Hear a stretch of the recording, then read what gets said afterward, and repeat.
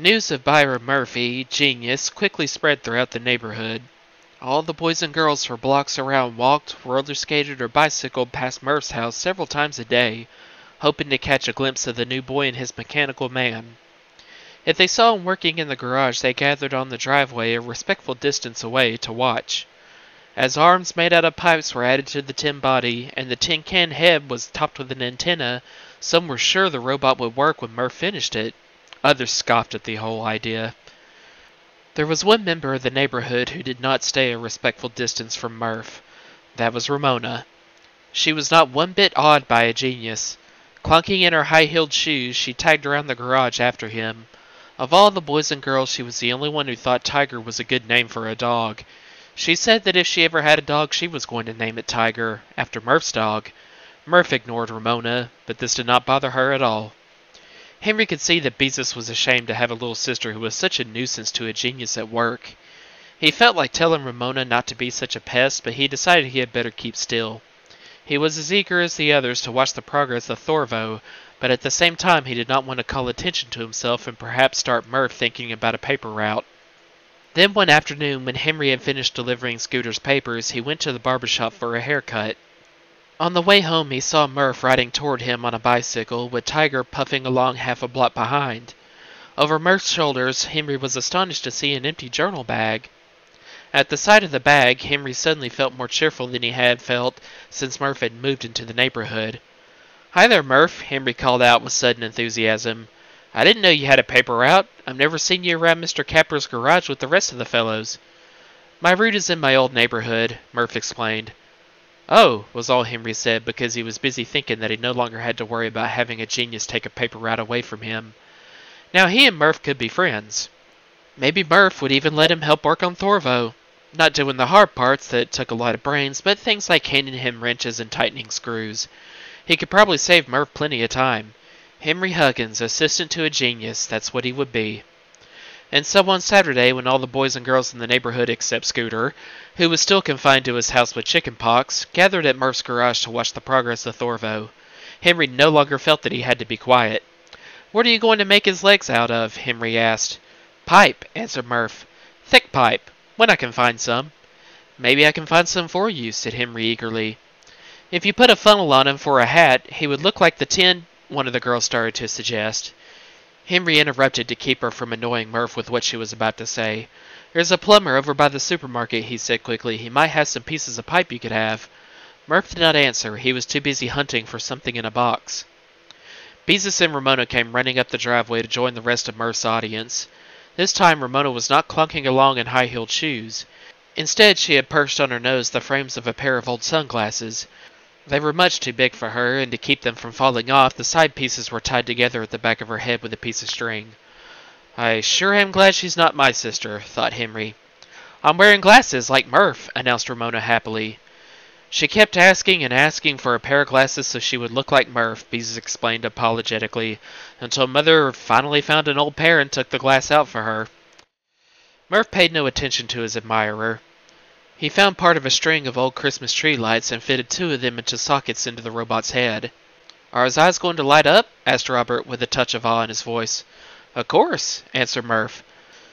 "Oh, Murph!" exclaimed Beezus, "you can put in blue Christmas tree bulbs, and he'll have blue eyes." "Thorvo's eyes are going to be red," stated Murph definitely. Beezus looked embarrassed, as if she should have realized how silly she was to think a robot should have blue eyes. "I think red eyes are pretty," said Ramona, moving closer to Murph. As she stood by his elbow, she began to practice whistling. She puckered up her mouth and blew, but no whistle came out. Then she tried sucking in through her puckered lips and succeeded in producing a hollow whistling sound, as if she were blowing across the mouth of a bottle. It was not a pleasant sound, but she liked it, and she repeated it over and over. "Shh! Ramona!" whispered Beezus. "She might bother Murph." "Yes," agreed Henry, not wanting to see Genius disturbed. "You better keep quiet." But Ramona went right on with her whistling. Between delivering Scooter's papers and watching Murph's progress on Thorvo, Henry found that time passed quickly. Finally, the day arrived when Scooter was able to take over his route once more. On that day, Henry went along with Scooter, who was once more his friend, to Mr. Capper's garage. "Say, Mr. Capper," he said, satisfied that he had done a good job on Scooter's route, "I do get to take Chuck's route, don't I?" Mr. Capper looked sympathetic. So sympathetic that Henry braced himself for a terrible disappointment. Well, Henry, I'm afraid not, Mr. Capper said kindly. You mean I don't get the route after all? Stammered Henry, hoping that he had not understood Mr. Capper. I'm sorry, Henry, answered Mr. Capper. Miserable with disappointment, Henry stared at Mr. Capper. He was too overcome to say anything. He had been so sure, even though Mr. Capper had not made any promises, that this time he was going to get the route. "Ah, Mr. Capper," protested Scooter. Henry felt encouraged at having Scooter stand up for him for once, instead of scoffing as he usually did. I thought you needed someone to take Chuck's route," he ventured. "I did," answered Mr. Capper, "but one of the other district managers phoned me about a boy in his district who wanted to take a shift in this neighborhood." "Oh," said Henry miserably. So that was why some other boy was going to have the route. It was not anything he had done wrong. All the same, Henry felt embarrassed. Everyone who knew how much he wanted a route would think it was pretty funny when someone else started delivering journals. Everyone would think Mr. Capper didn't want him to have it. Henry felt especially embarrassed to have the other carriers see his humiliation. If only he had come early and talked to Mr. Capper alone. Henry kicked miserably at the bag Scooter was filling with journals. All at once a terrible suspicion leaped into Henry's mind. "Say, Mr. Capper, would you mind telling me the name of the new carrier?" he asked. "Let's see." Mr. Capper frowned thoughtfully. "It was Brian. No, that wasn't it." "Byron Murphy?" prompted Henry. Yes, that's the name," agreed Mr. Capper. So it was Murph, thought Henry bitterly. And after I offered to help him find some pipe for his robot's legs, too. A fine friend he turned out to be. "Is he someone you know?" Mr. Capper asked. "Sort of," muttered Henry. Well, Murph had the route and he did not, and there was nothing Henry could do about it. That in itself was enough to make him want to avoid the new boy. It wasn't that Henry had done anything wrong, it was just that Murph had experience and a district manager to speak for him. Naturally, thought Henry, a genius can do anything. Anything at all. After that, Henry wished Murph had not moved into the neighborhood. The old genius, Henry thought crossly. It did not seem fair for Murph to have a paper out and be a genius too. Every afternoon when Murph finished his route, Henry saw him ride down Klickitat Street with the empty journal bag over his shoulders and Tiger puffing along behind. This made Henry feel worse. Once he rode past Murph's house and yelled, "I hope your old robot doesn't work!" No one heard him, but he felt better at having relieved his feelings. Then one day when Henry was returning from a swim at the Y, he turned a corner near Beezus' house and saw Ramona, with her arms full of journals, skipping along the sidewalk. Murph was nowhere in sight. That's funny, thought Henry. "Hey!" yelled Murph, appearing around the corner on his bicycle. "You come back with my papers!" When Ramona ran on down the street, Murph pursued her. Well, what do you know, thought Henry, as he stopped his bicycle and sat with one foot against the curb to watch this interesting scene. When Murph caught up with Ramona, he jumped off his bicycle and yelled, "You give me those papers!" "No!" shrieked Ramona. "I want to deliver them. I'm a paper boy." Murph grabbed the papers. Ramona hung on and screamed. Faces began to appear in windows. Front doors opened, and the neighbors stepped outside to see what was happening. Tiger arrived on the scene, but he only lied down on the sidewalk and looked tired. Henry rode a little closer to have a better view of the struggle. He could see that Murph was pretty embarrassed to have the whole neighborhood watch him tussling with a 4-year-old with empty sunglass frames tied around her head. He did look pretty foolish, not a bit like a genius. Murph jerked the papers away from Ramona. Kicking and howling, she threw herself on the sidewalk. "You give me back my papers!" she screamed. "They aren't your papers," said Murph, his face and ears so crimson with embarrassment that Henry almost felt sorry for him, because he knew how exasperating Ramona could be. This time Murph did not yell because he was trying to look dignified in front of the neighbors. When Ramona beat her fist on the sidewalk, Henry could not help grinning. He could see that she was working up a really good tantrum and that Murph, who was not used to her, wished he was a million miles away. Then Beezus came running around the corner. "Ramona Quimby," she said sternly, "you know you aren't supposed to run off. Get up this very instant." Ramona screamed and kicked her heels on the cement, exactly the way Henry knew she would. "I'm sorry, Murph," Beezus apologized. "I don't know how she got away." Murph looked a little scared, as if somehow he were to blame for the scene. Hunching his shoulders as if he hoped to become invisible, Murph climbed on his bicycle with the papers while Beezus grabbed her sister by the hand and tried to drag her to her feet. Ramona went so limp that she appeared to have no more bones than a rag doll. Beezus put her hands under Ramona's arms and started dragging her toward home. Wearily, Tiger rose to his feet and trotted after Murph. When the girls were far enough away so they would not have to speak to Murph, Henry rode up to Beezus. "Hi," he said, above Ramona's howls. "Need any help?" "I don't know if that would do any good," said Beezus, and Ramona stopped howling to listen. "Ramona insists she is going to deliver papers." "I'm a paper boy," said Ramona. "I have to deliver papers." "You keep quiet," snapped Beezus. "She sure gave Murph a bad time," said Henry, trying not to show how entertained he had been. Beezus sighed. "You know how Ramona is when she gets to pretending." "I know," answered Henry, remembering the trouble he had had with Ramona during the paper drive, when she pretended she was a monkey. "Oh, well," thought Henry, "Murph will figure out a way to handle Ramona." Murph could do anything. That was the handy thing about being a genius. The days that followed were difficult ones for Henry. He played with Nosy, brushed Ribsy, went swimming at the Y, all the things he usually did, but something was wrong. Somehow he could not get interested in anything. If he were smart like Murph, he could invent a robot of his own to keep him busy, but the trouble was he was not smart like Murph. Then one afternoon when Henry was putting his bicycle in the garage, he was surprised to see Murph, with the empty journal bag over his shoulders, riding up the driveway toward him. Now what can he want, Henry wondered, and cautiously decided to let Murph have the first word. Murph came to the point at once. "You can have the route," he said. Henry was too surprised to speak. Murph looked extremely uncomfortable. "I said you can have the route," he repeated. "You mean you don't want it?" Henry asked incredulously. "Nope," said Murph, as Tiger caught up with him and collapsed on the driveway, panting. "How come?" asked Henry, finding it hard to believe that a boy who had a paper route would be willing to give it up. "Ramona," answered Murph. "Ramona?" exclaimed Henry in disbelief. "She's just a little kid." A genius licked by a 4-year-old. If he hadn't been so surprised, Henry would have laughed out loud. "I know," said Murph miserably, "but she sure can make a lot of trouble."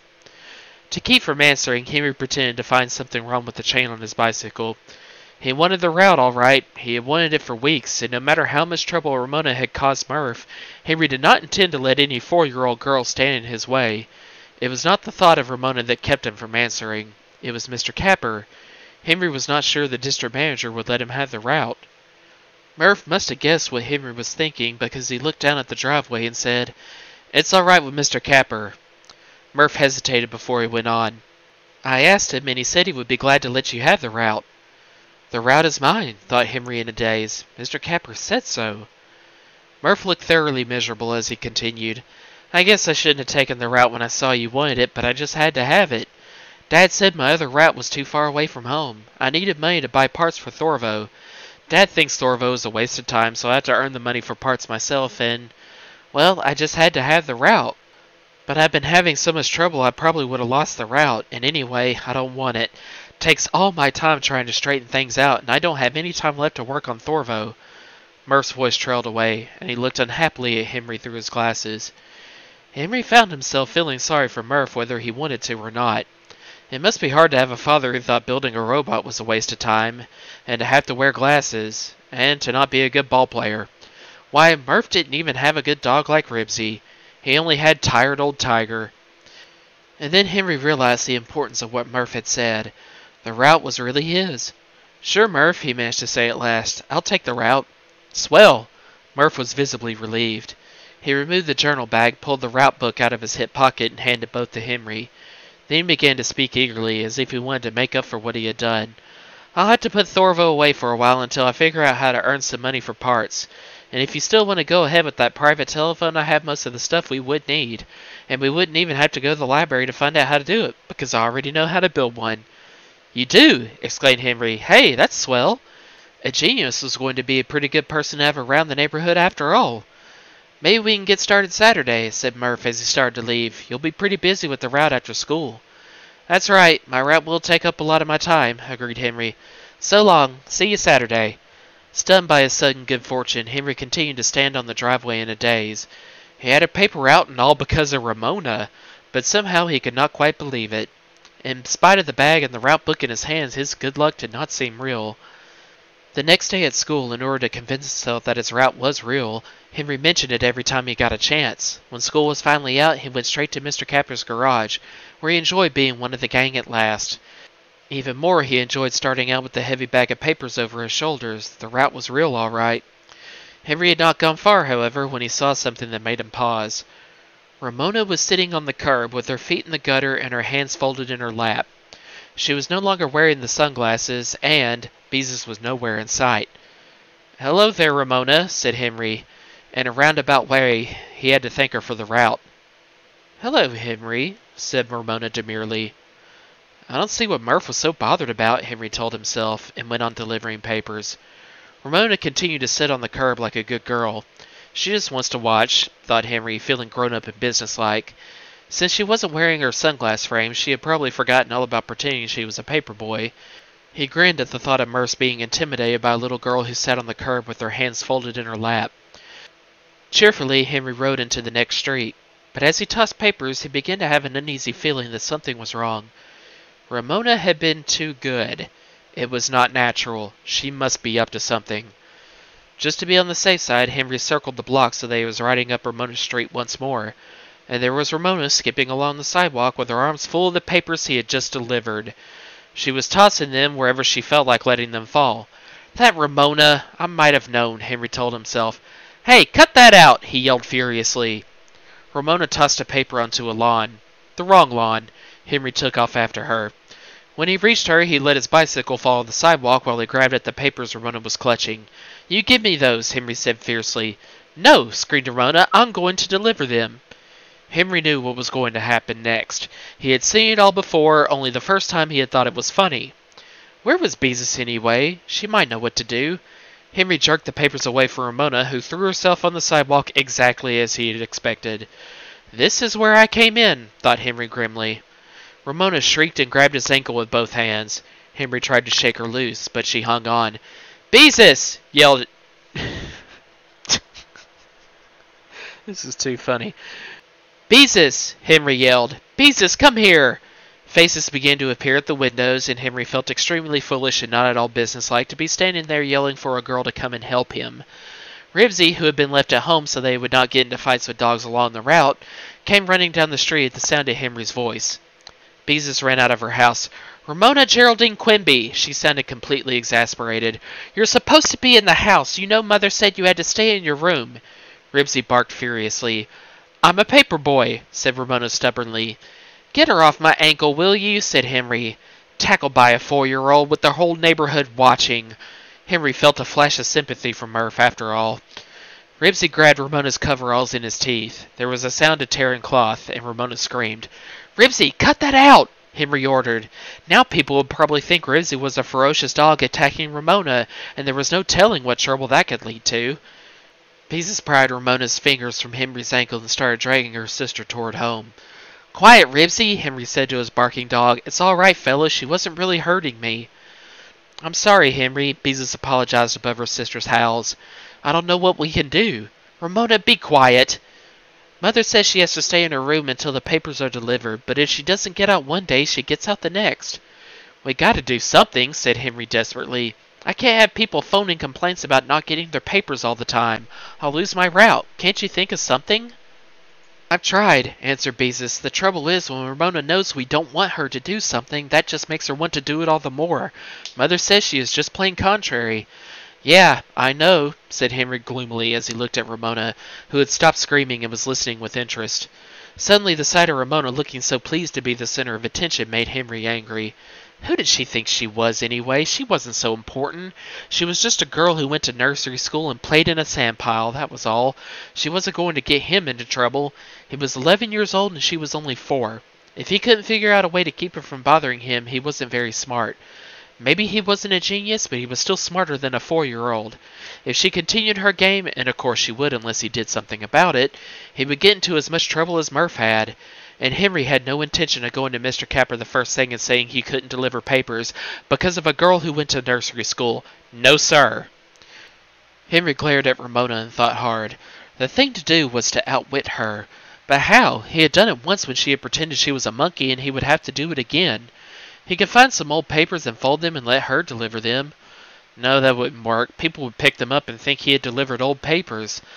Somehow he had to keep her from pretending she was a paper boy. He could... What could he do? And all at once Henry had an inspiration. If only he had enough time. Henry glanced at his watch. The papers did not have to be delivered until 6 o'clock. That would give him just about half an hour to see if his idea would work before he finished his route. All he needed was a box, some wire, a pair of scissors, and some red paint. No, his mother's lipstick would be quicker, and a few other things. "Beezus, you hang on to Ramona," he directed. "I'll be back in half an hour. No matter what happens, don't let her get away." Ramona looked fascinated. She could hardly wait to see what was going to happen. "Henry, what are you going to do?" Beezus called after him. "You'll see," answered Henry mysteriously. "Come on, Ribsy." Henry rode home as fast as he could, and when he got there he worked fast. He had to if he was going to finish his idea in time to deliver his papers. Scraps of cardboard and bits of Scotch tape fell to the floor, but Henry did not bother to pick them up. There wasn't time. At last, and not a moment too soon, his creation was finished. Henry's creation consisted of a cardboard hat box with a wire coat hanger fastened upside down to the top. In one side of the box he had cut holes for eyes and a mouth. These he had outlined with lipstick because Ramona said she liked red eyes. Henry set the hat box over his head and looked into the mirror. Not bad, he thought. Not bad at all. Really gruesome. Of course, it was pretty crude, but a girl who could pretend that a jumping rope was a monkey's tail would not be too particular. "Goodness, Henry!" exclaimed Mrs. Huggins as Henry dashed through the living room. "You scared me!" Henry did not stop to talk. He rode as fast as he could to the Quimby's house, where Beezus and Ramona were waiting on the front steps. "Henry!" exclaimed Beezus when she saw his cardboard head. "Are you getting ready for Halloween?" "Nope," said Henry, as he lifted off his head and held it out to Ramona. "How would you like to be a mechanical man like Thorvo?" he asked, and held his breath as he waited to see if Ramona liked his suggestion. Ramona beamed. There was nothing she liked better than pretending. Henry relaxed and set the head on her shoulders. "Now remember," he cautioned, "a mechanical man can't move very fast, and he jerks along when he walks." That was to keep her from getting any ideas about being a robot who delivered papers. "Clank, clank!" answered Ramona, jerking down the steps. "A mechanical man can't bend at the waist because he doesn't have any," Henry added. "Clank!" answered Ramona. Henry and Beezus exchanged a look of relief. His route was safe. Henry could see that Beezus was impressed with his idea. And it was pretty smart of him to think of it, Henry thought modestly. Maybe he wasn't a genius like Murph, but he wasn't so dumb either. In some ways he was even smarter than Murph. Henry found himself pleased with the thought of being smarter than a genius. "Henry, what a wonderful idea!" Beezus sounded truly grateful. "Now she will be lots easier to chase." Henry grinned. "Well, so long," he said, and mounted his bicycle. "I've got to get on with my route." His route. Henry felt like shouting the words so the whole world could hear them, because at last he was doing what he wanted to do, something important. And on Saturday he and Murph would start building their own private telephone line. Good old Murph. It was lucky he had moved into the neighborhood. Life, Henry discovered, was suddenly so full of interesting things to do that he rode his bicycle through a pile of autumn leaves in the gutter just for the joy of hearing them crackle. "Clank, clank!" Ramona yelled after him. "Clank, clank!" answered Henry.